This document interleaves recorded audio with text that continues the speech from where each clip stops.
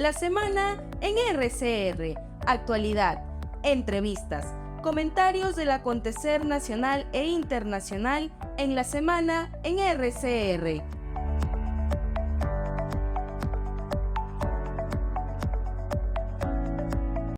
Le agradecemos la amabilidad de compartir esta comunicación. ¿Cómo le va, doctor Cuba? Muy amable, buenos días. Muy buenos días.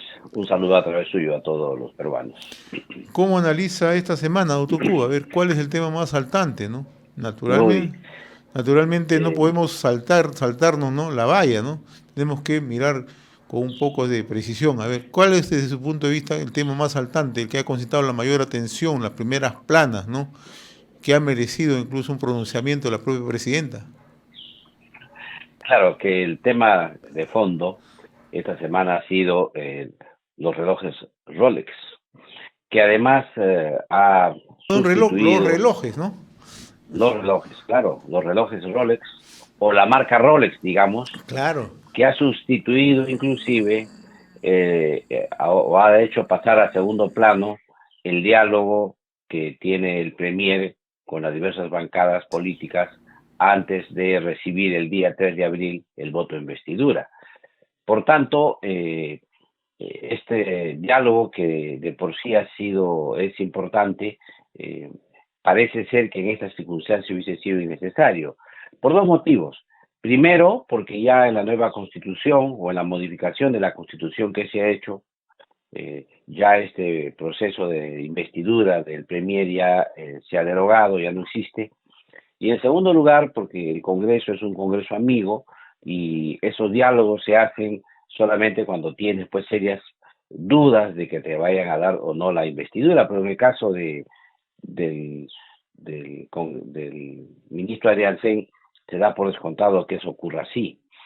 Entonces yo creo que ese diálogo solo tenía una mirada para poder tener argumentos o consensos en la modificación de su propio gabinete, porque no hay que tomar en cuenta que él ingresó como premier, solamente es él, no hubo ningún otro ministro que lo acompañara, y él señaló que va a evaluar y en el transcurso de su gestión hará nuevos cambios.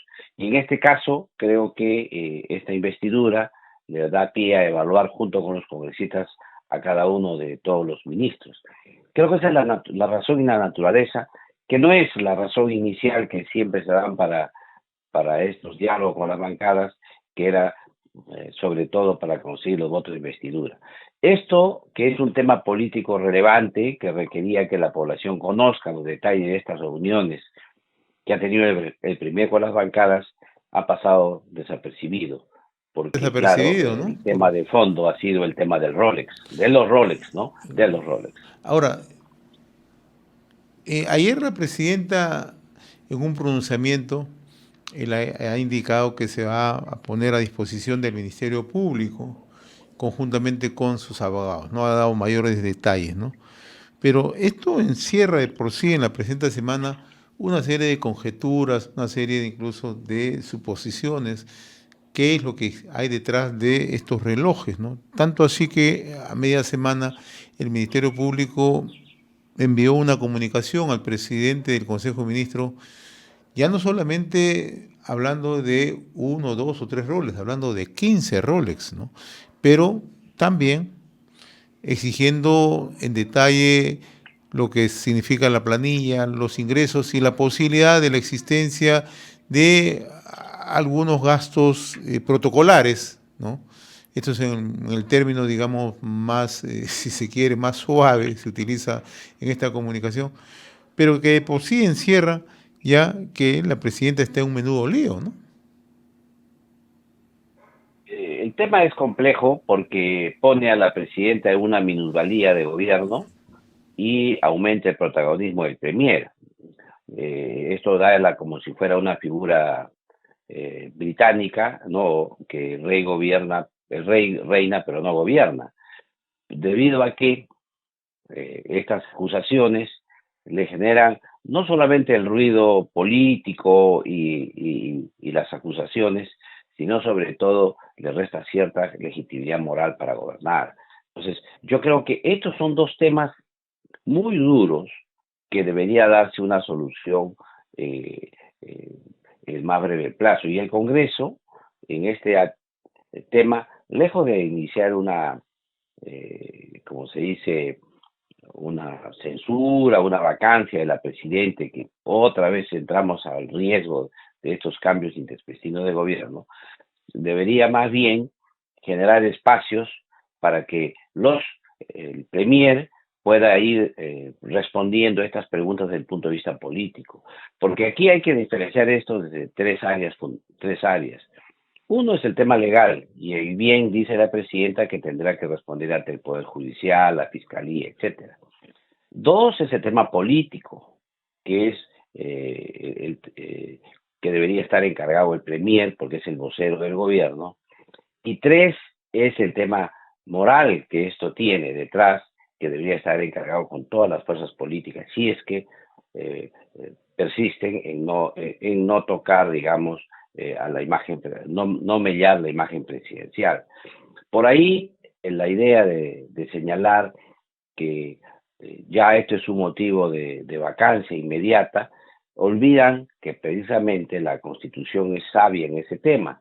Señala que cuando hay delitos, estos son investigados, pero no podrán ser sancionados durante su periodo. Y ese detalle hay que señalarlo de tal manera que no se ponga pues a una presidencia en la indefensión o la minusvalía para gobernar el Perú. Este año requiere mucho esfuerzo, porque es un año crucial para el crecimiento económico del país, para nuestra inserción en los grandes ligas de comercio internacional, etcétera, que hace que esta situación nos genere un problema. Y es evidente que la responsabilidad y la forma en que se ha tratado este tema hasta la fecha ha sido totalmente displicente por parte del gobierno, y cada intervención que han tenido sus ministros han sido cada uno más desatinados, con lo que ha aumentado el morbo de esto en la ciudadanía. Yo me Sin pregunto, embargo, sí, doctor Cuba, y ahora, usted acaba de decir algo, utilizado dos términos, uno, legitimidad moral hace un momento, y ahora desatinado de parte de los ministros de Estado. ¿Cómo es que se puede, o en todo caso, cómo es que los ministros salen al frente a defender un hecho sin siquiera tener una sinfonía fina, y por llamarlo de alguna manera, ¿no? Porque cada uno ha salido con una versión más risible, ¿no? Una, la de la ministra de Vivienda y Construcción y Saneamiento, a decir que ella adquirió hace un tiempo, puso como ejemplo un reloj trucho, Bamba, ella le ha dicho un reloj, una réplica en China. Sale el ministro de Trabajo y Promoción del Empleo, dice que en el chip de la Presidenta de la República la palabra corrupción no existe, ¿no? Entonces, esos son en realidad formas de tratar de sortear un problema menudo pero serio, donde no se ha tenido ni siquiera el mismo trabajo en decir, mire, sobre este tema puede salir el presidente del Consejo de Ministros y él solamente tiene que explicar. ¿Por qué tienen que salir el resto de ministros? Es la pregunta que yo me hago, la verdad.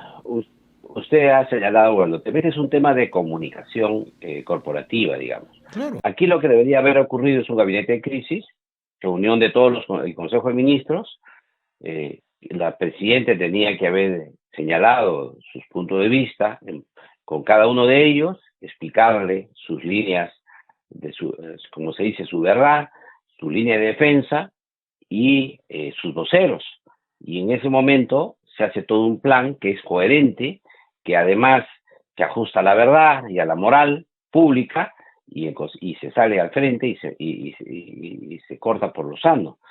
Sin embargo, cuando se escudan o se esconden y salen ministros a hacer defensas improvisadas, entonces la situación es complicada. Yo he escuchado por ahí en una radio local a una ministra que ha estado como 3 o 5 minutos tratando de eludir la pregunta, eludir la respuesta, y finalmente salir arrinconada de la reunión cuando tenía que hablar temas importantísimos sobre la situación de su sector. Se perdió ese espacio que a veces no existe en los medios de comunicación para poder expresar las líneas de gobierno de cada uno de los sectores. Esto es a lo que no debería haberse llegado, porque como es natural, los ministros que no son voceros, o los ministros que no es, o el que no es el premier, digamos, deberían decir simplemente que no pueden responder ese tema porque no tienen autorización para hacerlo, porque el vocero es oficial, es fulano de tal, pregúntele a él, ¿no? Pero esto ha improvisado una serie de respuestas que han sido totalmente desatinadas, y lo que ha hecho es incrementar la contradicción, dar la impresión de que hay varias versiones, dar la impresión de que hay varias respuestas para un hecho concreto, y eso genera mayor falta de credibilidad en la población del país y en el gobierno. Lo más grave de todo esto, doctor Cuba, es que deja la sensación que la presidenta no le está diciendo la verdad al país. Claro, esa es la sensación que yo creo que no se ha manejado adecuadamente desde dentro. Y aquí, quiero expresarlo con toda claridad, esta crisis ha puesto en jaque la capacidad del Premier para poder conducir el Consejo de Ministros. Porque es obvio que se le ha ido de las manos el tema de este tema de crisis, porque no ha podido sortear una vocería única o un mensaje único y un tema explicativo político a la población. El tema legal seguirá su curso, como he señalado antes, pero sí él debería de haber conducido los lineamientos de una comunicación estratégica oportuna y eficaz para este momento. Ahora, el otro tema que usted también explicaba, ¿no? Este tiene una alta connotación política, ¿no? Entonces, vista de esa perspectiva, la presidenta no tiene precisamente esa cintura política o ese nivel de estadista que se requieren para sortear estos temas, ¿no? O sea, ¿hacia dónde vamos? Pues la presidenta en realidad, hemos visto en el caso de su hermano, hemos visto en este caso, que lo que intenta salir es a pechar siempre, ¿no? Y muchas veces eso no es la mejor fórmula, ¿no? Yo creo que esto es lo que acaba de comentar. Ahí se ha visto la calidad de estadista del Premier, porque como usted sabe, quien es el vocero del gobierno, quien debe salir a dar los lineamientos generales políticos del país es el Premier. Y si el Premier tiene un problema de diálogo con la presidenta, ya estamos en problemas. Y si el Premier tiene un problema de comunicación para ajustar a sus ministros, ya estamos en problemas.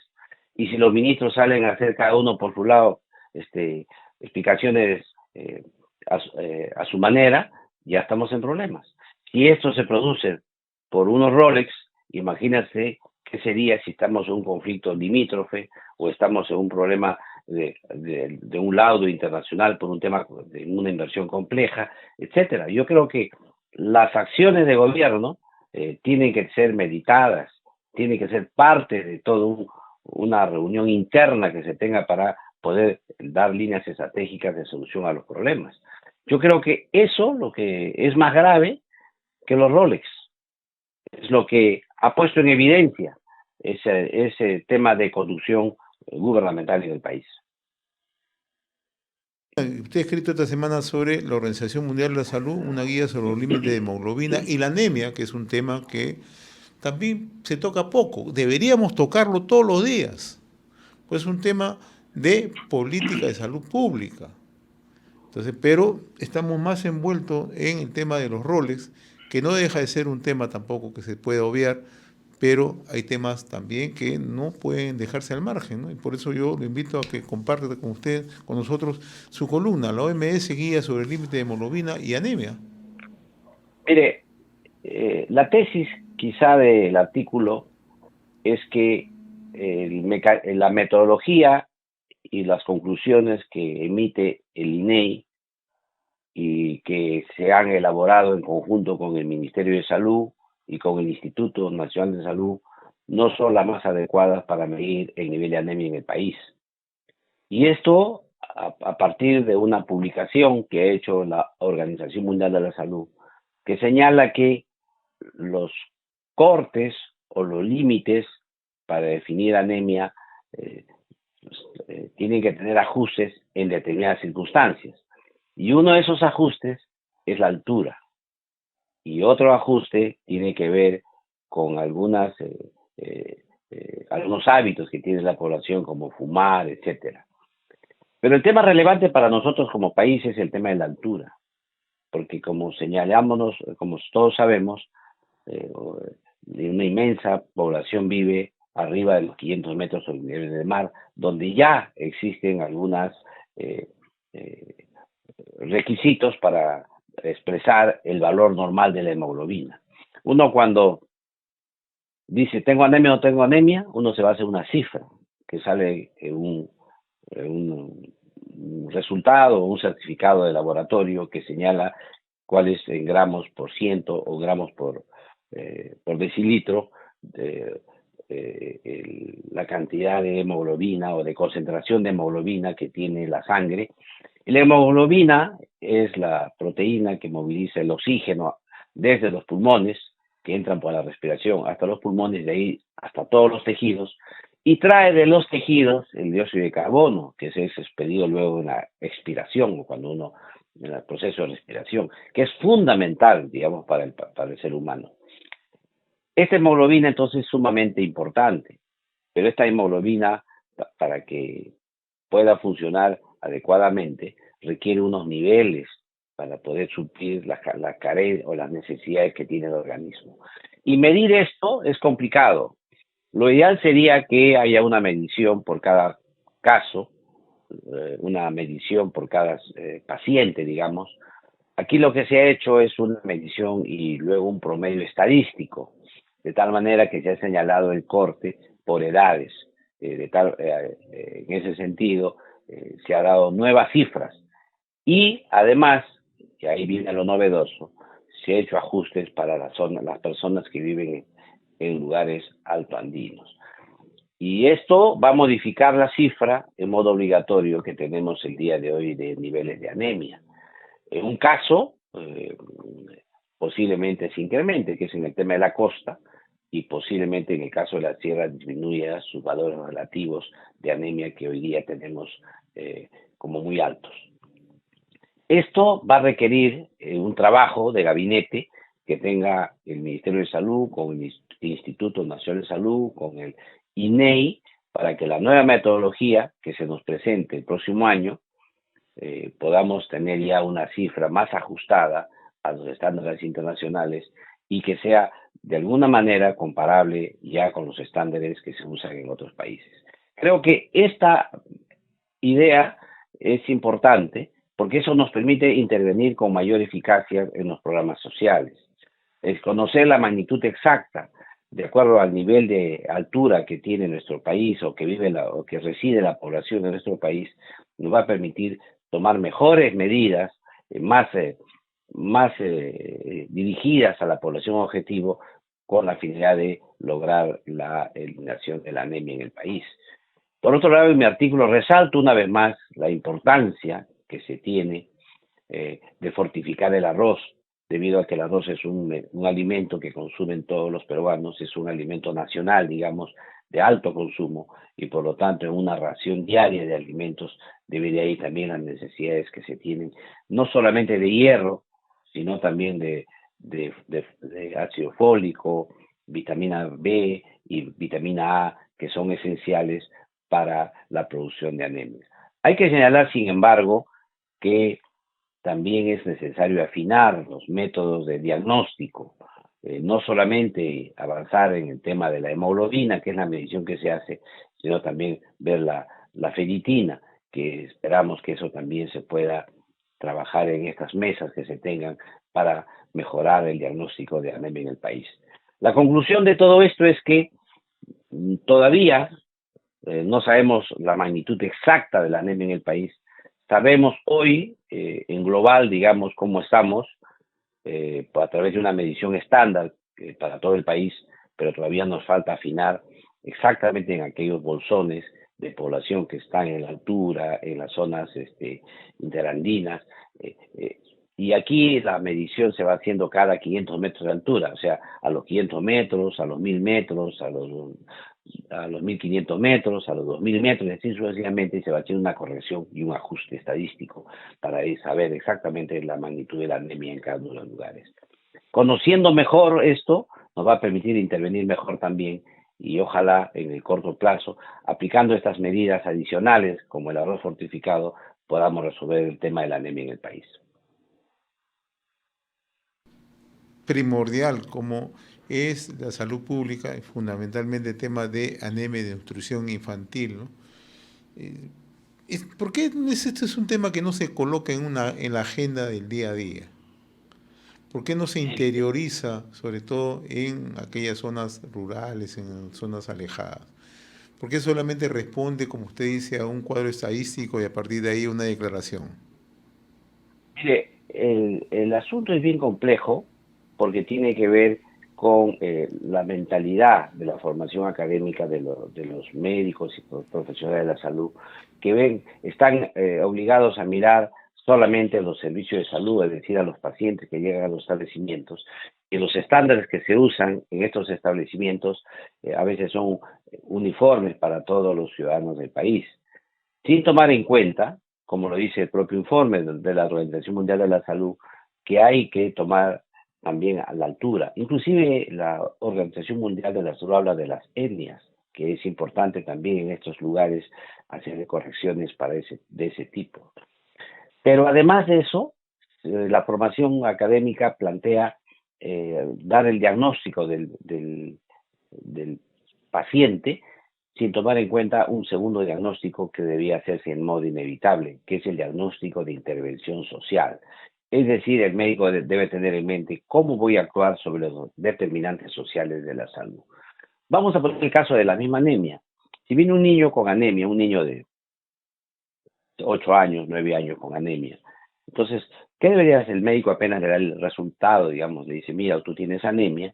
Ahí en ese instante debe hacer un análisis situacional de los determinantes sociales de ese niño, es decir, con quién vives, papá, mamá, de qué trabajan tus padres, cuál es la situación socioeconómica de la familia, es un niño huérfano, vive en un albergue, cómo es posible que los servicios de salud puedan intervenir, ayudar, cómo es posible que otros sectores intervengan, no necesariamente el establecimiento de salud, puede intervenir el municipio, de repente el MIDIS, de repente el Ministerio de la Mujer y Poblaciones Vulnerables, hasta una serie de instituciones educativas que también pueden participar. Entonces el médico en esa circunstancia tiene que tener una visión también de intervención para resolver el problema del niño.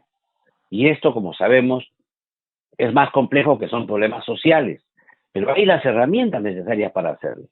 El alcalde tiene funciones que uno tiene que conocer, el Ministerio del MIDIS tiene funciones, la mujer tiene funciones que los trabajadores, los profesionales de la salud deben conocer, de tal manera que ese niño no solamente salga con la receta que va a tomar un poquito más de fierro, sino va a saber que en el comedor popular o en la olla común donde se alimenta o en el colegio donde va, etcétera, va a recibir un suplemento alimenticio, ojalá sea con arroz fortificado, para que ellos puedan salir. ¿Esto qué significa entonces? Que tenemos una doble mirada que ahora no se tiene, tenemos una visión distinta, no solamente una visión netamente médica, sino una visión también de intervención social para resolver problemas de la población. Y aquí creo que es la frase, ¿no? La frase de la mañana, el que solo sabe medicina, ni medicina sabe. ¿Y esto por qué? Porque si no puede resolver en un niño, el rescate de ese niño con anemia, es obvio que has como se dice, perdido tu visión de tu vida. La idea en ese niño es que no solamente yo le diga tienes anemia, sino no solamente le dé la receta para que se tome fierro y otros nutrientes o vitaminas, sino también hay un nivel de intervención social que pueda eliminar los determinantes sociales para ese niño, ¿no? En la situación del país. Yo creo que este es un trabajo mayor que requiere nueva formación académica, requiere que las universidades den una nueva mirada a en la formación de los profesionales de la salud, no solamente de los médicos, de todos los demás profesionales de la salud, y se piense más en la gestión de los determinantes sociales, se enseñe un poquito más a que las instituciones del Estado se den cuenta que están ahí para generar el bienestar de las personas, el bienestar de la población, y por lo tanto, en cada caso individual, los ciudadanos deberían tener la respuesta respectiva del Estado. Y justamente en esa línea de análisis que usted traza, ¿no? ¿Y por qué es que simplemente tenemos que esperar nosotros las cifras en frío y no actuamos? Y lo que muchas veces somos reactivos cuando ocurre el problema. Este es un problema que arrastramos de hace mucho tiempo, ¿no? O sea, las cifras, usted es un estudioso en la materia, ¿no? Siempre cita estadísticas, evolución anual, ¿no? Y desde el año, si la memoria no se esquiva, desde el año 2018 habíamos descendido, no, creo que hace 3 años, 4 años, habíamos descendido a 38%, hoy estamos en 42%, ¿no? Entonces, parecería fría esa cifra, pero ¿por qué no se ha actuado? Yo no le estoy echando la culpa a este gobierno, pero parece que los otros gobiernos tampoco le han puesto la atención.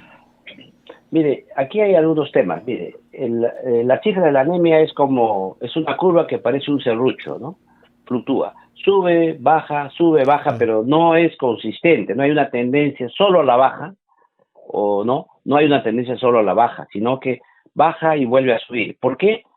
Porque no se toma en cuenta todos los elementos que se necesita para luchar contra la anemia. La anemia no es un tema solo del Ministerio de Salud o de los hospitales o de los centros de salud, porque ahí llega ya el niño con anemia y lo que hacen los profesionales de la salud es tratar de rescatarlos, recuperarlos. Pero el tema de fondos persiste. Por eso es que señalaba que la acción multisectorial e intersectorial, incluso social, con la propia comunidad es importante. El tema tampoco pasa por decir yo te voy a dar un jarabe, una pastilla para el tema de la anemia, que si bien es cierto, cuando ya está el diagnóstico es inevitable que se tenga que hacer así, sino decir hasta antes, hasta los hábitos alimenticios, o sobre todo llegar a la población pobre, que en el país es grande, y para poder intervenir en ellos. Otro tema que hay que tomar en cuenta es las características económicas de nuestro país, que es un país de informales, tenemos casi un 80% de informalidad, y eso se traduce en algunos indicadores que demuestran la mala calidad de vida de los peruanos, que es el tema de desnutrición crónica que usted ha señalado, y anemia. Pero la desnutrición crónica nos lleva también a otro tema de fondo, que es el tema de falta de proteínas en los organismos, y la proteína es elemento esencial para realizar las defensas propias del ser humano, y en consecuencia los niños o los ciudadanos peruanos están expuestos a algunas infecciones que no tienen capacidad de resistir. No nos llama la atención por eso que tengamos alta letalidad en algunas infecciones virales, que son donde se enfrenta el organismo solo contra el virus, y hemos tenido alta letalidad, que lo hemos tenido en la COVID-19, ahora tenemos en dengue. No es que tengamos muchísimos casos, sino los pocos casos que afectan a organismos que están totalmente anérgicos, debilitados, con falta de proteínas para sus defensas, etcétera, y eso hace que lo que en otros países pasa de un modo más leve, aquí generen muertes. Y esto no es un tema que debe tomarse a la ligera, porque es quizá más difícil luchar en estas circunstancias, porque como es natural, la desnutrición crónica es un flagelo que está ligado a la pobreza y a malos hábitos alimenticios, y esto no se puede resolver rápidamente porque requiere cambios de comportamiento y cambios inclusive de mecanismos de solución de la pobreza con ayudas directas para los sectores que están en estos momentos sufriendo en la emergencia esta situación. Por eso es que señalaba que un tema importante en esto podría ser el arroz fortificado, que de alguna manera podría paliar el tema de la anemia, que es además, sobre todo en los niños menores de 5 años, el flagelo más grave que tiene nuestro país, porque estamos perdiendo generaciones futuras. Muy bien, doctor Febre Cuba, como siempre yo le agradezco la amabilidad de haber compartido estos minutos a través de la semana en RCR de Comunicación Regional. Ha sido un gusto conversar con usted, muy amable. Un abrazo una vez más. Hemos presentado La Semana en RCR.